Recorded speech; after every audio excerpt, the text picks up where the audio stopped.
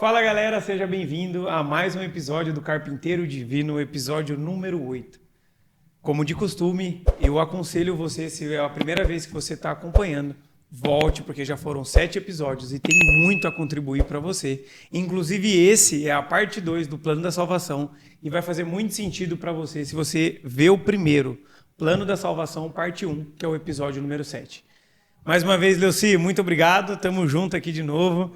Quero te agradecer pelo seu tempo, pela sua disponibilidade, por sempre trazer conteúdo que agregue e principalmente, eu no último anotei muito versículo que você passou, então muita coisa que está na Bíblia. Obrigado por você estar contribuindo aí, não só para mim, mas para toda essa galera aí. Obrigado você, Léo. Obrigado você que está impulsionando esse trabalho. Eu já quero dizer, né, que você que está assistindo, por favor, compartilhe. Né? A gente não usa nenhum tipo de impulsionamento pago, então faça esse trabalho, né? Ajude com que esse material possa alcançar as pessoas. Então, que Deus continue te abençoando, que você possa estar aprendendo, né, esse conteúdo e que seja uma bênção na sua vida. Para você que já está com a gente há esses 7 episódios, sabe que a gente tem um costume de pedir uma oração para o Leuci, para que o Espírito Santo possa estar aqui junto com a gente, para que você do outro lado também sinta, também pare um pouquinho e reflita na oração aí do Leuci. Pai querido que estás nos céus, obrigado por esse privilégio de poder ser o teu microfone, poder compartilhar o teu conhecimento. Te agradeço muito por essa misericórdia. Que o Senhor mais uma vez nos fale, que o teu Santo Espírito conduza esse estudo e que tudo seja feito somente para a tua honra e tua glória. Nós agradecemos em nome do Senhor Jesus. Amém. Amém. Vou recapitular para você que está aí do outro lado. Eu até anotei, né, do último episódio para cá, que eu falei, fica mais claro para as pessoas poderem entender. Então, quando a gente falou da parte 1, se eu tiver errado, Leuci, por favor, me corrija.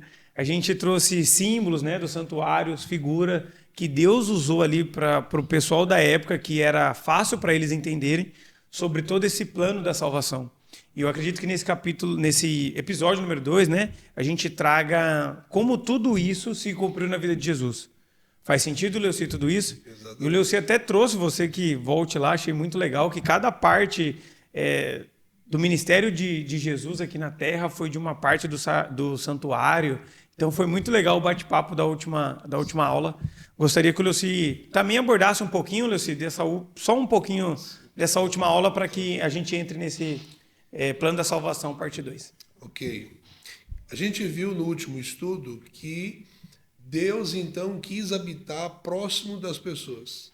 Deus pede para Moisés olhar o modelo, ter a permissão de olhar o modelo do que tem no céu. A gente vê isso em Êxodo 25, verso 9, verso 40, Hebreus capítulo 8, capítulo 9. Então Deus mostrou para ele. Moisés ficou 40 dias e 40 noites lá no monte conversando com Deus e Deus mostrou para ele o santuário que tem no céu. Apocalipse 11, outros textos, João mostra que há no céu um santuário, então que Moisés deveria copiar esse do céu e fazer tudo uma réplica aqui na terra. Então a gente viu que esse santuário era dividido em 3 compartimentos. O pátio, lugar santo e lugar santíssimo. Uhum. No pátio nós tínhamos ali uma pia e um altar de sacrifício. Todos os pecadores tinham acesso a esse local. Lugar santo tinha um véu à porta que protegia. Esse véu limitava. Não poderia entrar quem não fosse sacerdote da tribo de Levi. No lugar santíssimo, que era o segundo compartimento, já não entrava mais o sacerdote, e sim só o sumo sacerdote uma vez ao ano. A gente viu que tinha... Que era da família de Arão. Da família de Arão. Isso eu anotei bem da última aula, isso eu anotei bem. E a gente viu que esse, então, você tinha um sacrifício contínuo, mostrando que a salvação era para todos. Você tinha um sacrifício pelo pecado, onde que toda vez que a pessoa pecasse, levava ali um animal e sacrificava. Hebreus capítulo 9 diz que quase todas as coisas são purificadas pelo sangue, então, sem derramamento de sangue, não há purificação. Tá. Aí a gente viu que esse santuário ele era montado de forma proposital para que todos pudessem ter uma experiência, primeiro, mais tímida com Deus, e ao passo que vai entregando-se a Cristo, vai se aproximando. Só uma dúvida que surgiu aqui agora. Por exemplo, eu não era da tribo nem de Levi nem de Arão.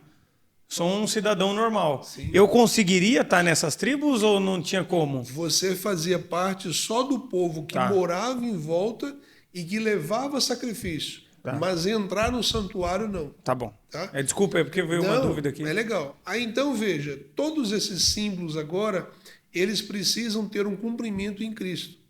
Então, quem que é o Cordeiro de Deus?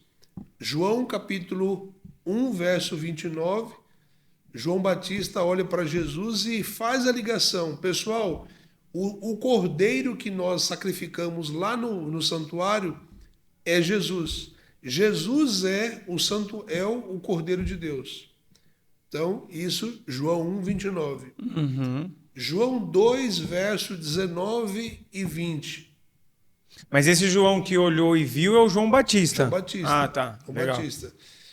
João 2, verso 19 e 20, Jesus diz o seguinte: olha, pessoal, vocês podem destruir esse templo e eu em 3 dias o reconstruirei. Eu lembro que até deu uma complicação essa fala dele aí, porque né? o pessoal falou assim, mas espera aí, o santuário foi feito em dezenas de anos, como é que você vai reconstruir? Aí o texto diz, Jesus estava se referindo ao santuário do seu corpo. Então, Antigo Testamento, Deus pediu para que fizesse um tabernáculo, para ele tabernacular, para ele fazer relacionamento, para ele estar próximo do seu povo. Novo Testamento, Jesus é o santuário de Deus. Que legal. Antigo Testamento, o cordeiro sacrificado no lugar do pecador. Novo Testamento, Jesus é o Cordeiro de Deus que tira o pecado do mundo. Então você quer dizer que tipo assim, o Antigo Testamento meio que preparou, foi dando símbolos, figura, rituais, enfim, coisas para poder, quando Jesus viesse, a galera já assimilasse. Sim. Que era ele mesmo o Cordeiro que veio tirar o pecado. O Cordeiro.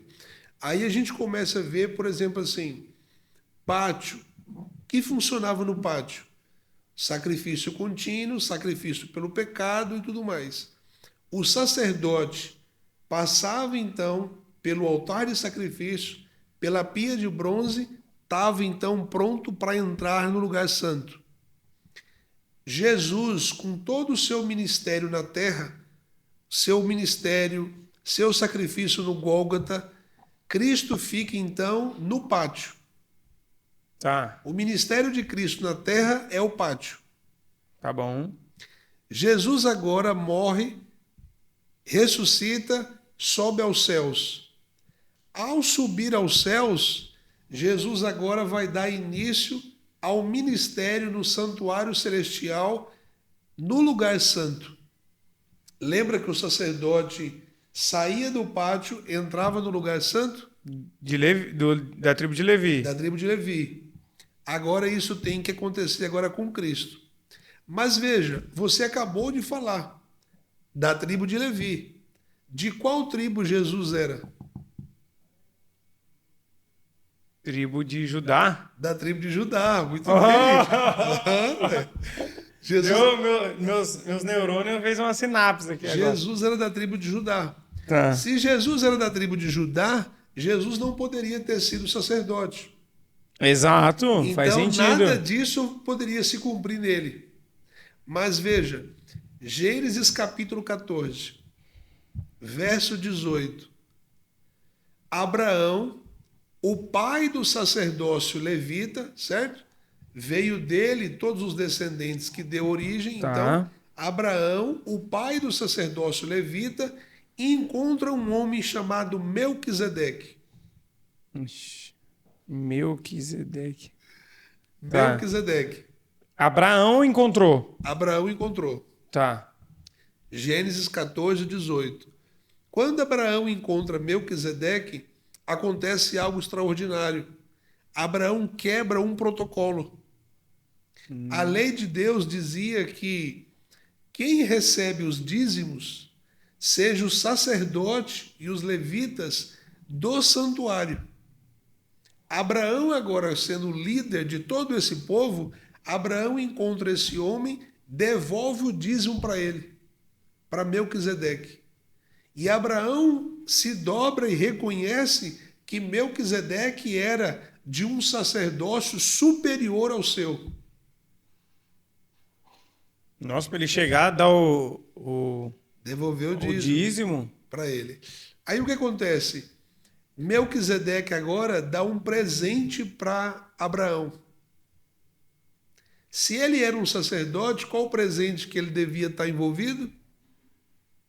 Sangue, né? De animal. Não. Ele oferece agora para Abraão pão e suco de uva. Isso no Antigo Testamento É ainda? Antigo Testamento ainda. Então ele dá um presente para Abraão. Aí é um pão e um suco de uva. Pão e vinho, que o termo bíblico diz. Quando ele dá esse pão e vinho, ele está agora iniciando, dando início ao que Cristo levanta lá com seus discípulos. Como que Cristo faz a Santa Ceia junto com seus discípulos? Um pão e vinho. Né? Divide. 1 Coríntios capítulo 11, Paulo diz, né? E Jesus tomando o pão, dado graça, pegando o cálice, disse, esse é o cálice da nova aliança. Então, Melquisedeque seria o representante, assim como Abraão foi da primeira aliança, Melquisedeque é o representante da segunda aliança.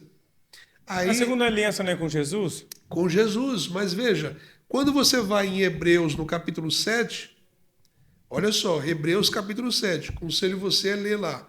Quando você vai em Hebreus no capítulo 7, diz o seguinte, como é que Jesus poderia ser sacerdote se ele não era da tribo de Levi?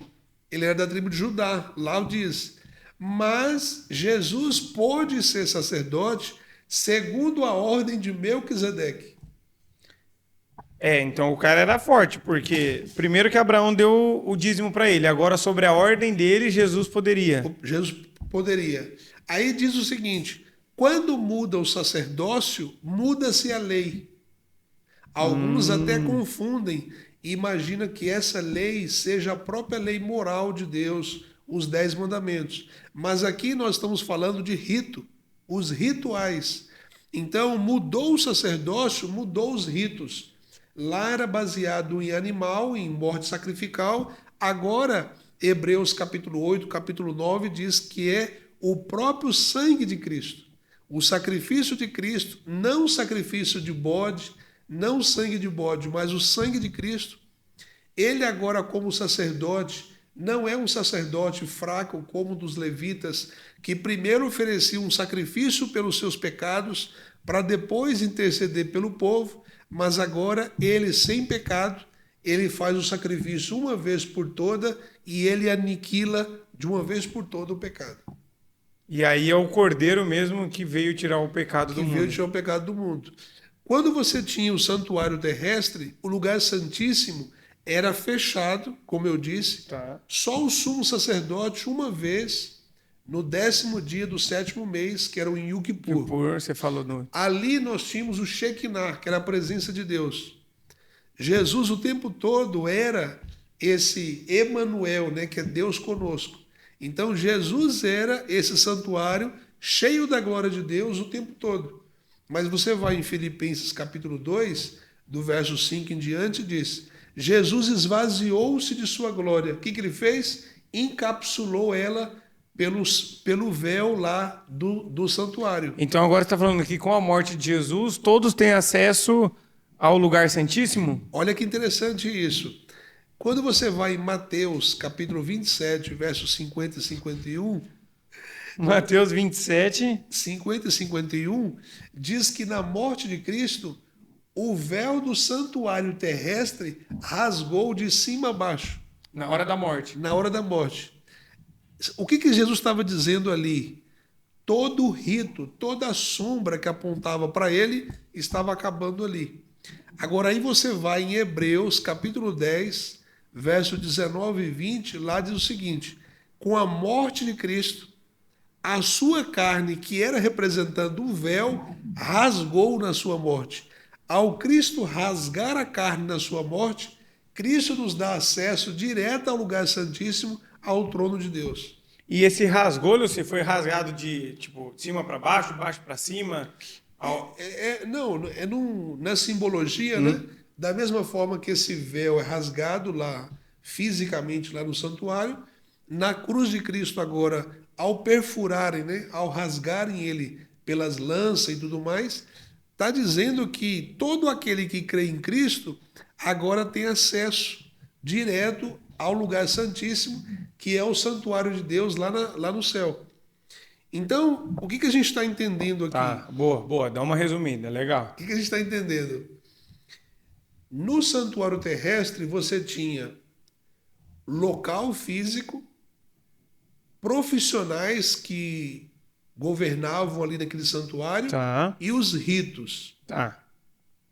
Novo Testamento nós temos o santuário, os móveis, toda a parte física representa o próprio Cristo. Tá. Ali nós tínhamos o altar de sacrifício, a pia, o candelabro, o altar de incenso, a mesa dos pães da proposição, a arca da aliança e tudo mais. Tudo isso eram símbolos que representam Cristo. Cristo é o pão do céu, Cristo é a luz do mundo, Cristo é tudo. Uhum. O santuário em si, que era ali com essa divisão, representa as divisões do ministério de Cristo. Coisas que poucos estudam e vejam sobre isso é o seguinte: aqui lá você tinha a parte do pátio, santo e santíssimo. Cristo cumpriu aqui na terra a parte do pátio. O ministério dele de 3 anos e meio foi o cumprimento do pátio. Que é onde estavam todos os pecadores. Altar de sacrifício, que é o Gólgota, o seu batismo, que é a pia de bronze, cumpriu então o ministério aqui. Quando você vai para o Evangelho de João, no capítulo 20, verso 17, diz que Maria Madalena, ao ver Jesus ressurreto, ela quer abordá-lo. Jesus diz: não me detenhas, eu preciso ir ao Pai. Você vai em Apocalipse 4 e Apocalipse 5, Jesus está sendo entronizado, ou seja, é reconhecido o seu sacrifício validado. Jesus agora inaugura o serviço no lugar santo, e depois para frente a gente vai ver que vai também no lugar santíssimo, mas não no santuário da terra mais, no santuário do céu. Certo? Certo. Tô conseguindo entender. Eu não sei como é que tá a galera aí. Eu tô tentando anotar de tudo aqui. Sim. Para poder ir entendendo. Só essa parte agora do final que Jesus, quando subiu, cumpriu a parte do pátio aqui na terra.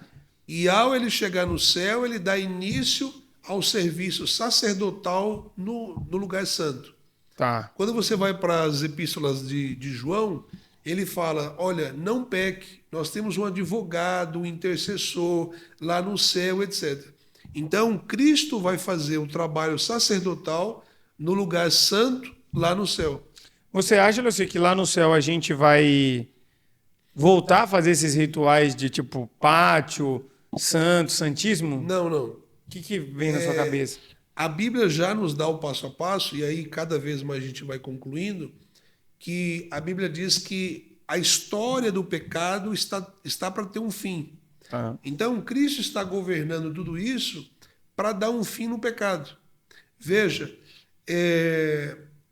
Hebreus, no capítulo 9, do verso 23 a 28, diz que da mesma forma que o santuário se sujava aqui na terra com o sangue do pecador, coisas maiores precisam ser purificadas no céu.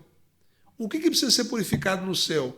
Aqui na terra, a gente não pegava lá, as pessoas da época, não pegavam o sangue do animal cheio de pecado, simbolicamente, e sujava o santuário? Sim.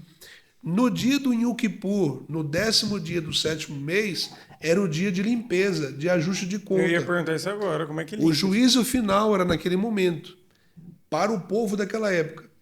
Se Hebreus está dizendo que coisas superiores têm que ser purificadas no céu, significa que o céu também, lá no santuário, está sujo com nossos pecados. Como assim? A Bíblia fala, tanto em Daniel capítulo 7, Apocalipse capítulo 20, que mostra uma cena de juízo no céu. E lá diz que abriram-se os livros. Então, todo o pecado que a gente comete é escrito no livro. E esses livros estão no céu. Então, esse trabalho todo de análise desses livros, da mesma forma que sujava-se o santuário, os nossos pecados estão sujando lá porque estão marcados nesse livro. Ah, que comparação legal. Quando Cristo deu início, depois, à fase do ministério no Santíssimo, e a gente vai ver depois no outro estudo, que Cristo então termina o seu ministério no lugar santo e vai para o lugar santíssimo. Por exemplo, você vai em Daniel capítulo 8, verso 14, e diz: depois de 2.300 tardes e manhãs, o santuário será purificado. Que santuário é esse e quando? Está fazendo menção ao dia da expiação do Yom Kippur de Levítico 16, só que agora no santuário celestial. Então tudo isso vai se encadeando. Entendi. Certo? Certo. Estamos acompanhando aqui, é bem complexo, né? Complexo. Porque você vê o tanto que, e pelo menos na minha cabeça, eu vejo o tanto que as coisas vão fazendo sentido, e quando você fala dessas comparações, eu falo, cara, tem tudo um ponto de começo, meio e vai ter o fim, né? Então, caramba, Leuci, que legal, cara. Agora, olha, um spoiler interessante, veja, no Antigo Testamento, o santuário era físico lá, certo? Certo. Nós nem falamos aqui desse santuário que era desmontável, né? Que era itinerante. Depois Salomão constrói um templo físico, fixo ali. Depois, em 586, Nabucodonosor destrói todo ele. Depois, Zorobabel, saindo do cativeiro, né? Zorobabel, Neemias, Esdras, reconstrói o templo. Esse templo vai ficando todo carcomido com o passar do tempo. O rei Herodes reconstrói. Esse é o templo maravilhoso que os discípulos lá em Mateus 24 falam para Jesus: olha que templo maravilhoso. Jesus diz: o santuário que vocês estão vendo, que é um templo maravilhoso, vai ser destruído, não vai ficar pedra sobre pedra. Isso se cumpre. Jesus morre no ano 31, mas no ano 70 o santuário é destruído. E hoje, se você for em Jerusalém, só tem uma parede dele, que é o Muro das Lamentações. Então, nós estamos falando que no Antigo Testamento você tinha então esse templo. No Novo Testamento você encontra Jesus sendo o templo. Quando Jesus morre e sobe ao céu, Jesus agora diz, 1 Coríntios 3,16, 6,19, você agora e eu somos o templo do Espírito Santo. E aí você vai, por exemplo, no Antigo Testamento, lá você tinha as tábuas da lei de Deus guardadas na Arca da Aliança no lugar santíssimo. Hebreus capítulo 8, agora a lei de Deus tem que estar escrita na mente e no coração do cristão. Então nós hoje somos o santuário de Deus, enquanto Cristo vai continuar o seu ministério no céu. Por isso que minha mãe sempre fala, né, quando eu vou fazer alguma coisa, né, fala, ó, cuidado, o seu corpo é santo do Espírito, né, é templo do Espírito. Então, os conselhos de mãe que funcionam, né, Leuci? E vê que faz total sentido.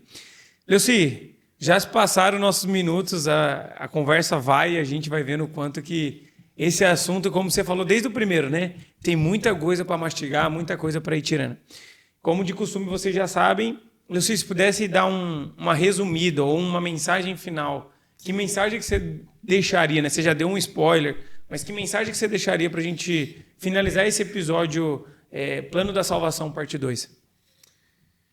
nós vimos, né, que tudo Deus foi mostrando para que nós tivéssemos repulsa pelo pecado e aceitasse a morte do animal, a morte do cordeiro inocente, sem culpa, sem mácula, da mesma forma que Jesus morreu como um sacrifício vicário, substituto, que nós possamos aceitar esse sacrifício, que nós possamos aceitar a Cristo, porque aí ele diz então que ele purifica de todo o pecado, não há mais condenação, todos aqueles que creem nele. Então, que você que está assistindo possa ter um encontro com Cristo, possa se render a ele, pedir perdão pelos seus pecados, e ele então vai purificar você de todo o mal, de todo o pecado. Amém. Muito boa, viu, Lucia, essa mensagem final. E assim a gente finaliza nosso episódio número 8. Obrigado por você que ficou aqui com a gente. Se ficou alguma dúvida, mais uma vez, eu repito, pode chamar no direct, nos comentários, a gente está aqui para poder contribuir para que você não fique com dúvida. Muito obrigado e até o próximo episódio.